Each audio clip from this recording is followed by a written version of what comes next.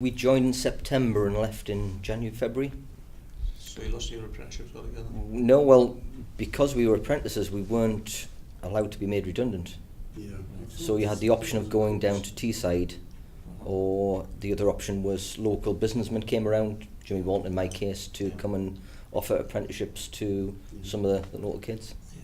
So you started your apprentice in the electrical firm, was it? Well, I didn't make it out of the workshops because you did 6 months fitting and turning and welding and that sort of thing in the actual training shops themselves. I don't think I even stepped foot inside any of the main plant. Weren't allowed to. Not allowed to, No. as an apprentice, no? No. I had to be sort of second year apprentice before you were allowed.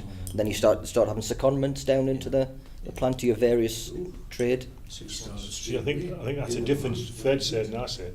In the 63 when you started, you were there one Straight day, in. safety hat, safety boots, and you were out on the plant the day after or the week after, with maybe a day's induction course at the training centre.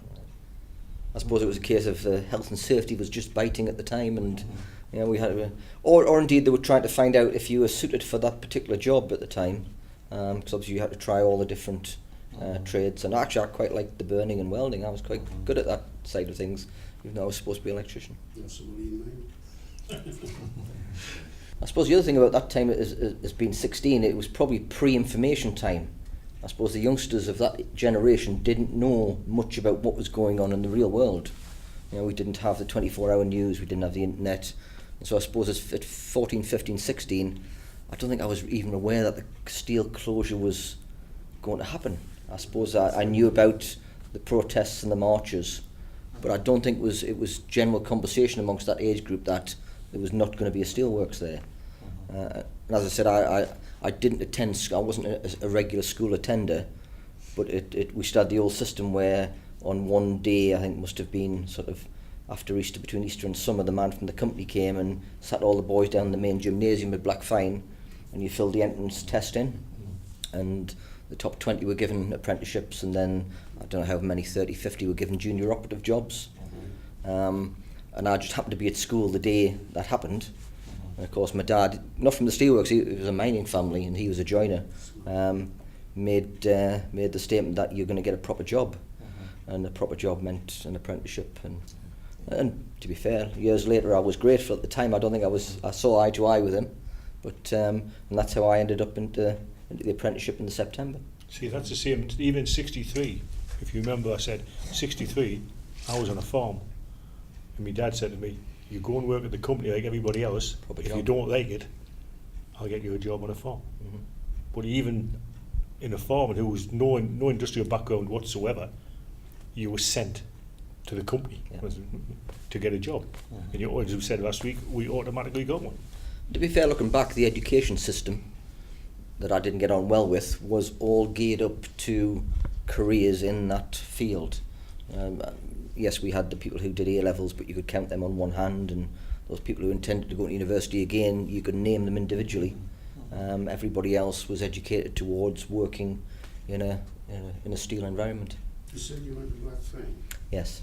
It would have been a comprehensive then. It changed. I spent 1 year in Blackfine, then it merged with Benfieldside, and I suppose that's when I got lost off because it was quite chaotic, that merger between the two schools. It had a sixth form. It did have a sixth form, yes. Very big one. No. No, the reason I ask is I went to grammar school. There were 3 forms in the sixth form. Yeah. And you see so many went to university. You see, you could name them. A handful went to university when I went to grammar school. Yeah, so they created the comprehensive school, which sort of was quite chaotic at the time. You had teachers and pupils travelling from Blackfine and walking up and down Benfieldside, which, I mean, I believe it harmed quite a lot of education for a big chunk of young people. So it was, but yeah, the systems, I suppose, or the attitudes from families were very similar from way back, because the other employment opportunities in Consett didn't exist. No industrial estates, very small local firms. So you when the works closed, where did you go to again? Well, it must have been before Christmas or in the January. Local firms were invited to come along to see whether they'd like to take on any of the apprenticeships. And Jimmy Walton from Blackhill, at the time, he was actually in Derwent Street at Blackhill at the time, where one of the small craft shop is. came in, and I believe he'd got a big council contract for refurbishing homes in Newcastle and Wellington, Bishop Auckland, so he's looking for a big team of apprenticeships. And so I think he takes 3 or 4 from the steelworks apprenticeships for electricians. And at the time, I think he took about 12 or 15 on altogether. So me and a couple of other lads went down to Jimmy's. That's a hell of a hit. And the company was going to shut, and he gets a contract like that. It takes, what, 12 years? I think he took 3 or 4 from the company, but he took up to 12 apprentices on at the time. Derek McVickers at the time was also just an emerging local firm, and he took on a similar age group of apprenticeships at the time. Did the company subsidise? I don't think it. I think it was perhaps just coincidence that the fact that the government was putting a lot of money into local authority council house refurbishment, and I spent most of my apprenticeship either in Bishop Auckland, Wellington, Newcastle, Biker, doing council house refurbishments. I suppose a little anomaly at the time also, the ink works was still in existence down at Linsford, still producing ink, and Jimmy Walton had the contract for maintenance down there. And of course it wasn't the most pleasant of sort of places, because you had different parts, which I assume are the different houses now, doing different colours, but the big part of produced the black ink. And so you walked into the black ink room and immediately became black, everything you touched and everything you walked on. And you used to be able to go down there and work for half a day, but you got half a day off to go and get cleaned, because you need a new pair of overalls, just everything was covered in thick black ink. It was, yeah. I suppose the other contract we didn't like was the fact he had a lot of farm contracts for maintenance of the septic tanks for the pumps. And of course it was always the apprentices that got thrown down the septic tank. But, so yes. So have you lived in Consett all your life then, Gary, have you? On and off. I born and lived here for a while. Actually, after I served my time, I left the apprenticeship, and I continued working in the outdoor field, because all through the time before I'd left school and after I'd left school, I'd worked in the outdoor field with the YMCA, doing skiing, canoeing, climbing, evenings and then weekends. And when I left at 22, the apprenticeship, I went straight into full-time work with the YMCA. It was actually a post funded by Durham County Council, but with the proviso that I went away to university to get a youth and community degree.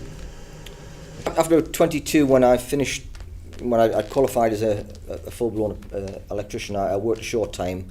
I left to do full-time work in the outdoor field with the YMCA in Consett, doing skiing, canoeing, climbing. At this time of year, we'd be over Castleside with the ski fences up and skiing and snowboarding, just starting at that time. And then I went away to university to do a youth and community degree for another 3 years before returning back to work in Consett again. Do you know of your generation? They were talking about people of your age. Were you kind of different from what the rest of them did, or like a lot of others, or? I think I was probably different in the career path I took, because outdoor activities in the middle of Consett wasn't what everybody did, but we had a lot of YTS trainees that came and usually moved away from Consett to work. But I think I was quite similar as to the career paths that took various different turns, because the security for 20 years was no longer there. And so people, I've mentioned one lad who was in that apprenticeship intake, is actually just retired as a policeman. He's done, so I think he will be 47, 48, and he's just retired as a policeman now, and he obviously left the company to go and join the police force.